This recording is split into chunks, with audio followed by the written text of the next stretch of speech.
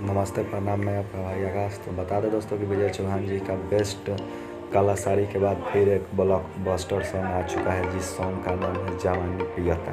तो बता दें दोस्तों कि इस सॉन्ग को गाए हैं विजय चौहान जी ने और लिखे हैं विजय चौहान जी ने और म्यूजिक दिए हैं रोशन सिंह ने। और बता दें दोस्तों कि वीडियो डायरेक्टर राजेश गुप्ता जी हैं और कोरियोग्राफर में बात करें तो साहिल राज। और बता दें दोस्तों कि इस सॉन्ग में विजय चौहान और एक्टर में उजाला यादव नज़र आएंगी। और बता दें दोस्तों कि इस सॉन्ग को AM म्यूजिक भोजपुरी से रिलीज़ किया गया है।